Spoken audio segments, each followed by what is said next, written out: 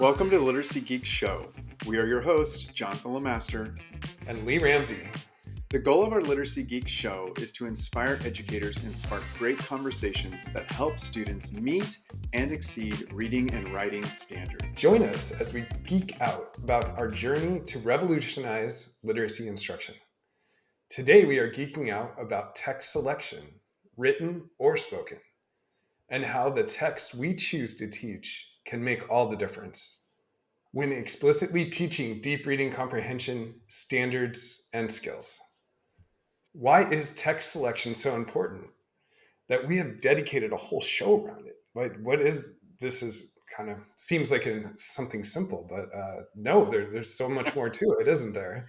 If we're going to dig into text-minute writing and we're going to talk about teaching deep reading comprehension skills, we kind of have to go back and look at, well, what text do we even begin with? Like, how do we teach specific skills, and can we do that with any text? And I think the answer is no. We can't just use any text. And so if we can't just use any text to teach specific skills, then what do we use?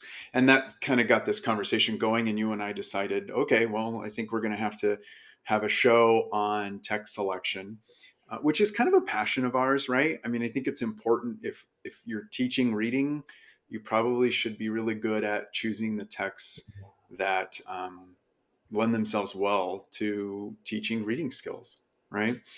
So Yeah. I think the first goal of any text that we choose is to engage students in critical thinking. I know that seems common sense, but not all texts are going to be equal in that way. They're not all going to be able to teach kids how to critically think. Mhm. So today we categorized, I guess, some of the components of text selection. So one is going to be genre, that fancy word for text type. When we talk about genre, we're talking about the plays, short fiction, novels. That's very English heavy, I know. Editorials, arguments, scientific articles, informational texts, film, TV shows. I never taught TV shows, but I should have. I remember there was a class in San Diego State, and that's what all they did. They would analyze TV shows or movies, and Nice. that's fun. Yeah, that's super cool. That sounds amazing. Yeah. So when we talk about genre, we're really talking about the medium or method that the writer is using to communicate information. Is this going to be a movie or whatever? And then we talk about contents. That's another piece that we have to consider, obviously.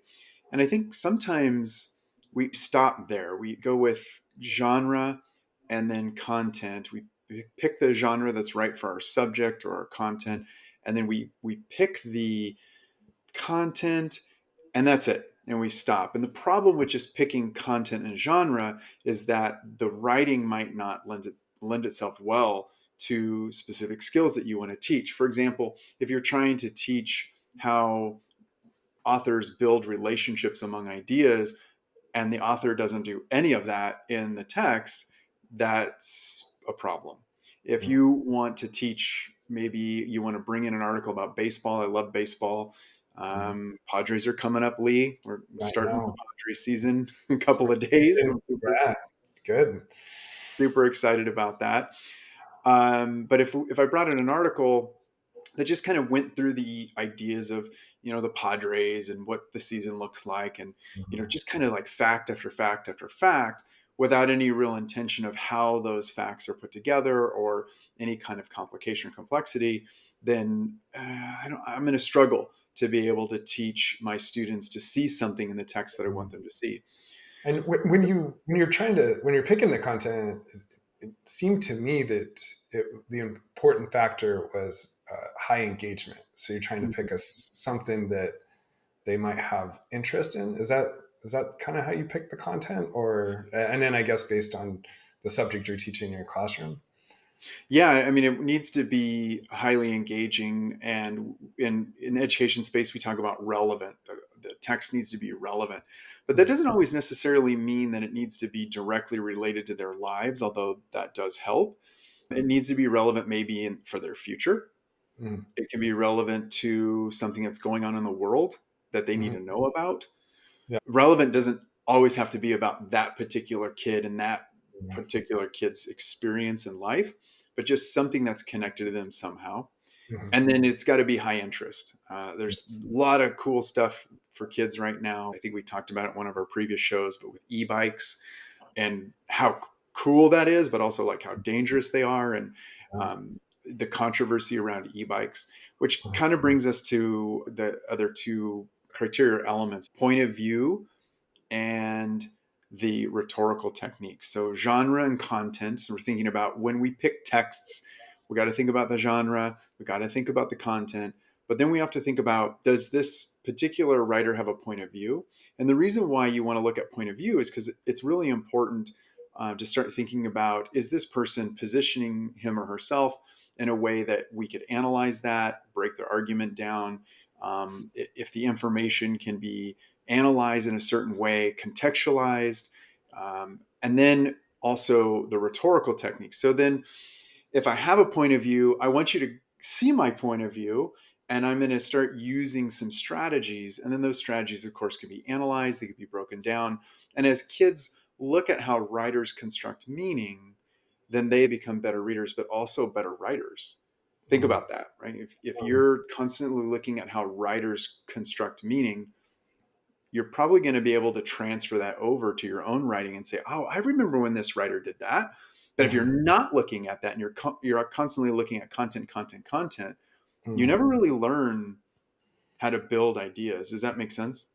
Yeah, I think that, reading deeply, like you keep saying deep, and a lot of times I wouldn't look that deep. I was just trying to understand what the essence of Mhm. that they were trying to convey, but not how they were conveying it, right? Understanding that they were saying their point of view in a certain way, and some of them are very sophisticated, and being able to emulate that, I can see, can really help improve your writing, right? Really watching what someone who's very good, what how they do it, right? And that's how you get started. And Yeah, you yeah. look at those models. The models are really important. We have our modeled text, but again, if we call them exemplars sometimes, or we talk about them as modeled text, but again, if it's an exemplar or a model text that doesn't do the types of writing moves you're teaching your kids to write, I'm not sure. It's difficult how you move on from that. It's Yeah. really challenging. So the other thing that I look at personally in my classroom when I select texts is I want to find texts that have diverse perspectives. So these are kind of like some additional layers. I also Mhm. really love when writers come at topics philosophically, Mhm. because we can debate philosophy, we can debate belief systems and why certain things are not true. And then obviously controversial issues. Should we Mhm. ban e-bikes or should we not? Should Right. we get rid of tackle football? I mean, that's such a great conversation to bring in for students. And how is it relevant? Well, people love to watch football. People like to play football. Some people Mhm. think football is very dangerous. Some people think that it's not appropriate for young people because they can have serious injuries as they grow older. So you bring in a controversial issue like, okay, no more contact football until you get into college or pros, and people are like, wait a second, I have an opinion about that. Mhm. Right? Mhm. And then that really starts the engagement. And I Right. think what's interesting is this prerequisite skill of selecting text is, what can we do? What are some things that we can do to fill those gaps? Yeah, I mean, it's.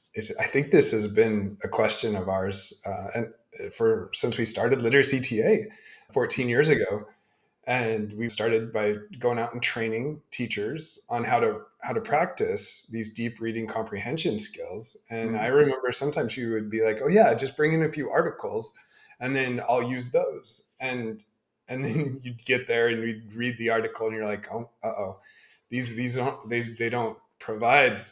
Uh, the author's not doing something that I can help practice a certain skill, right. and that was very interesting, and I think you quickly realized that the way you would pick and select a text was much different than how other teachers were looking at it, and Mhm. I think these four criteria that you've explained has kind of come out of this 14 years of trying to help teachers. I remember one of our initiatives early on, a few years in, is we wanted to create a text library on literacy TA, and Yeah. we just started trying to find articles that we could link to Mm. that, and then provide like some tips about, you can use it to practice this skill or this standard. And that was tough, and it's kind of been a long process for us, and we've a lot of it even had to do with the newspaper rights. I remember they were very specific about how you could use your article. So you could provide a link to a student that could go on it, but as soon as you printed that off, you kind of crossed the line, and now you needed to pay for that. And there was a lot of companies that popped up that would get licensing and then allow that licensing to kind of pass through to the schools, so you could use it for Right. educational purposes. It's just been interesting. I think in over the last few years, we've seen so many more options, which I know we're going to chat about a little later. But I Mm-hmm. think it's good context to understand, our journey and the amount of hours and time we've spent looking for these texts. And I know, it's really been you who's been out there digging around and trying to find them, even to the point where we started hiring writers, right, to really convey, and that became complicated too. I mean, what do you think has been the biggest challenge in finding these type of texts to practice skills? Yeah, it's disheartening sometimes when you spend so much time. You can spend 40 minutes, an hour, 2 hours trying to find that like perfect text. And what I mean by perfect is it's the right genre, it's the right content, it's high interest. It's well written. The writer uses really nice rhetorical strategies. There's a point of view. The Mm-hmm. writer is doing exactly what I want to teach students to see. Right? If I'm teaching like an illusion, you can't Mm-hmm. just like pick up a text and say, "All right, let's go find the illusion." The writer has to have illusions to teach illusion. The writer has to use certain text structures. If I want to teach rhetorical patterns, they have to have them. And I remember when you talk about the writers that we employed, I would give them a list and I'd say, your writing needs to include all these things. And it never was content. It was never, it needs to be about this idea or that idea. It was always, you need to make this move and make this move and then do this and do this and do this, so that our readers, our young readers, could go through the text and see these different strategies, these techniques being used, and to analyze them and to see them. And not all writers are going to craft their ideas the same, Mm-hmm. and it's hard to find that writer that you this is the one, or this is the article. And then sometimes you find it and then you get two-thirds the way through it and you find out there's like an inappropriate reference, or there's some cuss words, and you're like, no, because you think you found it and it's like, this is going to resonate so well and it's going to plug in beautifully, and then they do something like that. Ah, And that's hard. yeah. You spent all this time, you're invested, and nope, got to throw that one out. Got to throw that one out. And picking text for our own company, it takes a while, and it's when you have multiple lenses on that you're looking through to see if a text is worthy of study. It takes time. You kind of hope that you can find this bank of texts that someone's picked for you, Mm-hmm. that you can say, okay, I know I can teach skills with this text because these texts have been picked. And I also remember sometimes that if you don't read your text before teaching it, you can get into some trouble. I Mm-hmm. personally have done that once, where I relied on a friend who said, yeah, this is a great text to teach. And I was in the copy room and I like, make me 65 copies for my two classes. And my first class, I rolled it out and we started reading it, and I was reading it with them. I had not put eyes on this text. And I had all these great ideas to teach all these great skills. And I quickly realized that this text was not going to work in any way and I had to embarrass myself and ask my students to turn them back in. Hmm. And it was a good lesson for me that you just can't do certain things with just some random text, that you really have to know. And then sometimes texts are the wrong, you think they're about something. I Hmm. remember working with some teachers once about volcanoes. They were reading about volcanoes, elementary school teachers, and they said, this is the text we want to teach about volcanoes, and we want the main idea, and then we want them to do details. Okay, so you want them to read for main idea and details. Yes. Well, I read through the article right then and there in our meeting, and I realized that it was about a camera that this company had developed that could get really close to the magma without melting. And so Hmm. it was able to capture pictures that no one's ever been able to capture before. So I said, how are we supposed to achieve the outcome of main ideas and details when this has nothing to do with volcanoes? Hmm. So it was kind of an interesting, it's hard, right? It's Yeah. so difficult, and time and all of it, right? Yeah. So it's a challenge for sure. Yeah. And we were brainstorming, some of the main reasons why it's hard to find these, and one of them is it's just really time consuming, and we've felt that for 14 years of. I Mm, think we found thousands of texts over our 14 years, and so we know the time commitment, and it is tough. And like you said, you get to the bottom of reading it and it doesn't work anymore. You start over. It's tough. And then access, which we were talking about, with newspapers and licensing and what you're allowed to use and not allowed to use, makes it really challenging. It's just a really difficult process, and making sure the standards fit, right. You can So teach why that. should we? Yeah. So why should we care so much about these text selection? I mean, obviously, it helps with our text dependent tasks, so we could close read and then we can teach certain skills, they can apply them. But like looking on past middle school, past high school, um, why is it so imperative, do you think, for our students to have opportunities to dive into these kind of texts? Like, what kind of thinking are they going to be required to do as they go into college? If I'm a teacher, I'm listening to this. Why do I want to spend time looking for these very, very specific texts? What's the point of it?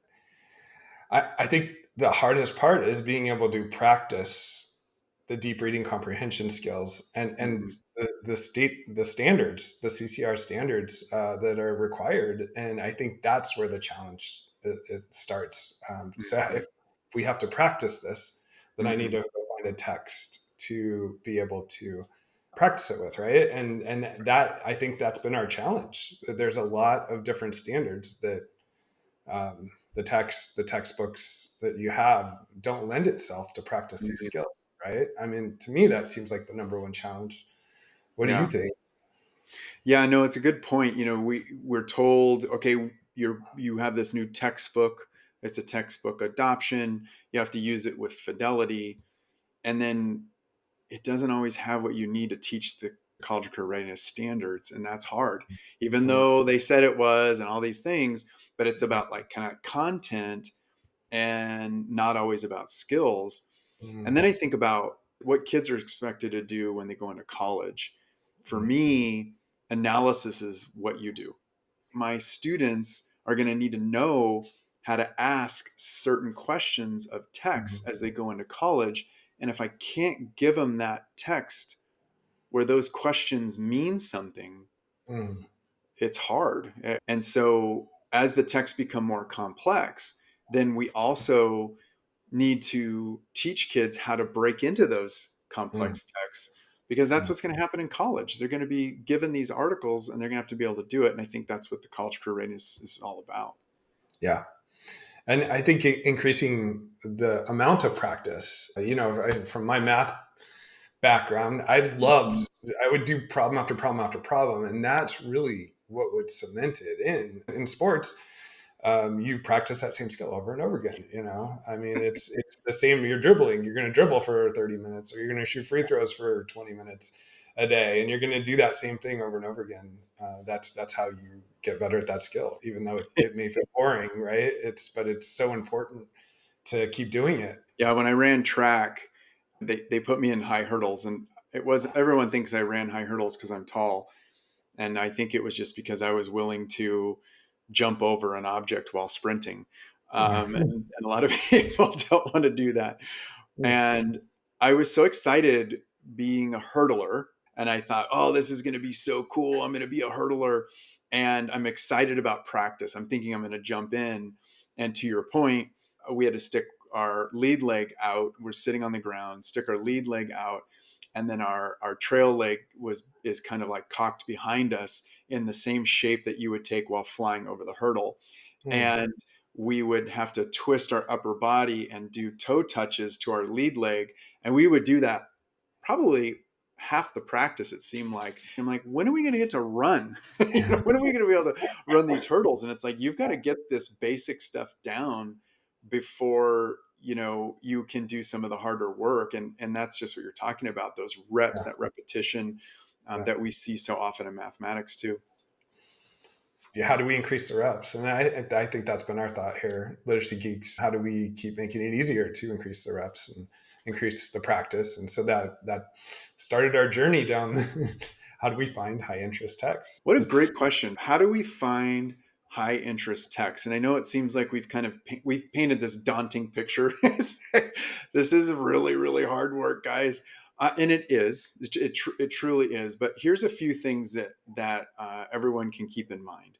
First of all, we go back to, is the text relevant? Right? Is a student going to engage in this text? And relevancy, again, doesn't have to be about that particular kid, but maybe about their life or things going on in their lives. It could be about some new legislation that's going to impact their lives. What is it that we can find that is really really interested in them? You can slog through it because the kid's interested, the kid mm, wants to figure it out and get in there. We want to look at, is the text engaging kids in critical thinking? mm, So is it pushing them to think a different way? Is it challenging them in some way? Is it making them make a decision? Like, you have to take a stance on this one issue. What is that stance going to be? I think those are really powerful. mm, Also, does it lend itself well to teaching certain skills? If the skill isn't in the text, it doesn't lend itself well to teaching that skill. So if you're trying to teach description and this writer's not using description, not going to be good. If you're trying to teach how writers use subclaims and this writer doesn't use subclaims, not going to be very good. So you've got to find those texts that lend themselves well to teaching of specific skills. And then strong vocabulary. I was talking to my wife. I don't know if you guys remember, but my wife's an elementary school teacher. And I said, honey, what other things I'm missing when we talk about text selection? And she says, what about vocabulary? And I was like, right? Of course, vocabulary. mm, The idea though is not really hard, challenging words, but it's powerful, strong words that are used appropriately. And I think in a couple of shows previously, Lee, you said one thing that I like to say about writing is writers use strong verbs. So mm, if I'm making the claim to my students that writers use strong verbs, I want to find a text that shows a writer using strong verbs, mm. not Yeah. simple, basic, generic verbs that don't really prove my point, and then also show kids that what this author is saying is interesting because of these strong verbs. Mm. What are some things that we've done, and how are we been successful, and what can we do to support teachers? The number one thing is check out our Geek Gazette post on Thursday. We'll Mm, be releasing, and there's some resources that we found that are really great. Some more information, kind of summarize some of the points that we're talking about. So that's one way. Really try and make sure once a week we get out a Geek Gazette to help all yeah, the literacy geeks out there. We create something we call reading quests, which are reading lessons. And we deliver them through Quindu, which is dedicated for middle school. And we recently launched Literacy Chops, so literacychops.com and or comprehensionengine.com, which is dedicated for third through fifth. And Literacy Chops is our high school brand, and Quindu.com is our middle school brand. They're learning engines that we've designed to make sure we engage kids at the age that they're at. And there's different things that you have to do to engage those kids. So that's why we have our 3 different platforms. And on those platforms, we offer a free reading program, which allows you to log in, sign up, and put your kids on our reading program.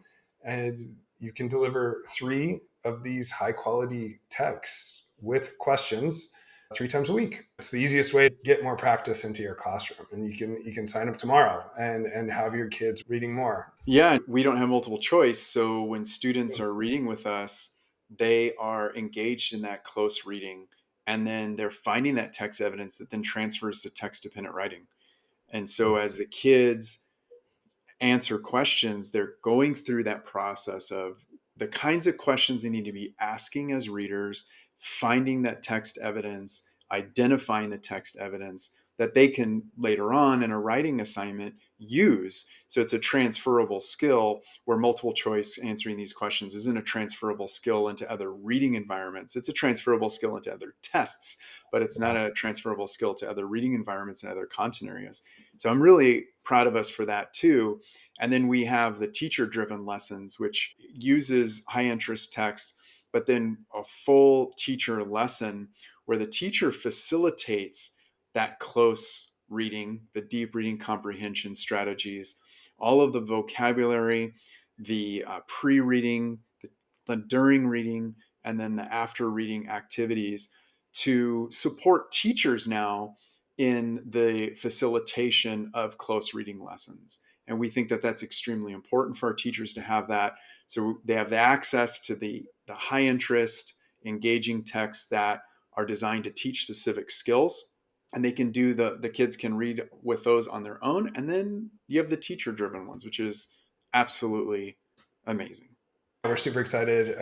Most people don't see them. They're part of our current reading and writing curriculum product. So if you're interested in that, let us know. Send us an email. We're happy to show it to you. We're also, in the next few months, we're really excited. We're going to release the ability to look through the library, and you'll be able to use one a month. You can select one of those texts, and then you could be able to teach it. So we want to get that out there. We want everyone to be able to use it, help add these great lessons into your classroom. So yeah, we're super excited. So there'll be more to come on that once we get it out there and released. We'll let everyone know. So excited about that update. Yeah, Woo! I know. So good, so good. And you know what else I'm excited about? It's Let's Get Techie Time.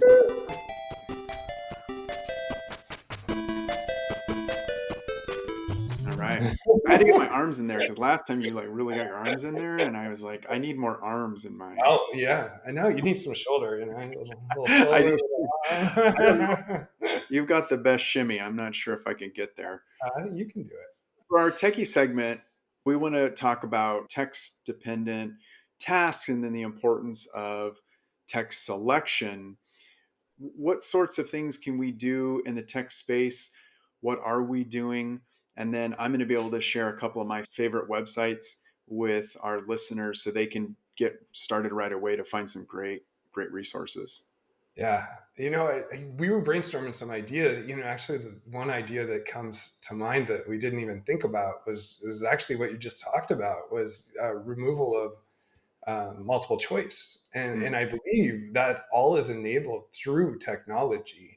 mm, So moving beyond an ABCD question can be challenging. There's more work to assess whether that student was correct or not, and it's difficult because they could have multiple answers, and I think the fill in the blank has been some of the most challenging. But through technology, we've really learned that removing that multiple choice, the brain no longer can try and guess. That's the first thing I want to do is I want to try and just pick which one. My brain wants to do the simplest thing. And mhm. even when we're testing, my brain doesn't want to go through and do the hard work. And it's tough. You have to read, you have to, try and answer that question. It is difficult once you remove multiple choice. And so I think that's probably the number one thing that we've leveraged technology to do is really to upgrade our quests and make sure that it's not about multiple choice. Mm-hmm. Yeah. I don't know. Yeah, what are your thoughts on that? I think one of the things just connected to what you're saying is we want to try to get kids critically thinking as often as Right. possible. Mm-hmm. And when the students have to consider the whole text and look at how the writer constructs meaning instead of just picking from, when you think about multiple choice, someone has already done the heavy lifting and then listed some distractors Mm-hmm. and then the answer. Mm-hmm. And sometimes multiple choice can be just affirming. I Mm-hmm. think this is the right answer. I see it here. It must be the right answer. Yeah. Versus really digging into a text and considering all of it and Mm-hmm. how the writer is engaging the reader or listener if it's a spoken text.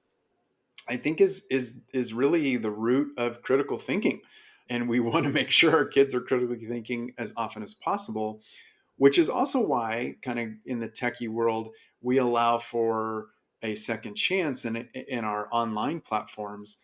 And I think what you've developed, Lee, is so cool because kids can miss a question, but instead of it being done and they move on, or they get served up another one, which is traditionally what happens with online programs, we give them a second chance, and then we provide more support because now they've been told something. And you always say, now we have a problem, right? Right. The student now is a problem. And when we have problems in our brains, we want to fix them. It's an automatic reaction. The students have an extra chance to get it right, and their brains stay on and Mm-hmm. they're trying to figure that out. And that's all because of technology. It's all Right. because we can now say, all right, student, you didn't get this right this time. We're going to give you a second chance. The brain stays on. They continue to learn and move forward. And on the front end, we mark the question as incorrect. So we know that the student needs more practice on that particular question. I think it's just amazing what we've been able to do, and I think the story for those of us who are new to us, um, I have 21 years of classroom instruction, and Leah is the chief tech geek, and he says, I want to make a platform that teaches like you taught in the classroom. And what did I tell you, Lee? That's impossible. Yeah, it can't be done. So we went and had a beer, and then next day you're like, "Tell me more." Yeah.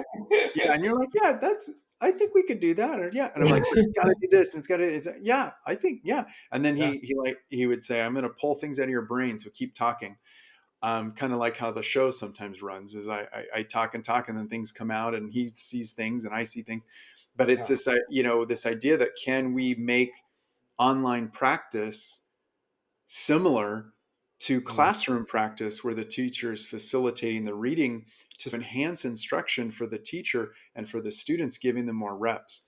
So I Right. promised as part of the techie segment, I was going to give you guys some sources. I'm going to share a few that I really love. Number one, Lee was talking about earlier how sources are protected, rightfully so. And it's very difficult to find sources that are available for free or that give a little bit more latitude with their licensing. I know, like with New York Times, they have really great writers and really great articles, but they get so sneaky as to they find your IP address. And then after you are on there for a certain amount of time, they lock you out and then put Mm-hmm. up a paywall.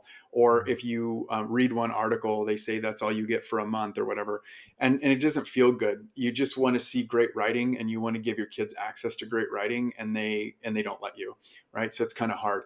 The conversation.com is a wonderful platform of writers. It's a bunch of college professors, college and university professors who write for the conversation, and they have pledged, much like we have, to give free lessons. They have pledged to give free articles. That's their charter, and their writing is excellent. We use lots of the conversation on our platforms. AmericanRhetoric.com is a great site. It's not the most beautiful site you've ever seen, but it is a really cool site. It is a gentleman who has compiled all the greatest speeches in U.S. history in their entirety. So you get the full speech and the audio version, and that's on AmericanRhetoric.com. So my humanities teachers out there, English teachers, history teachers. It's a great resource.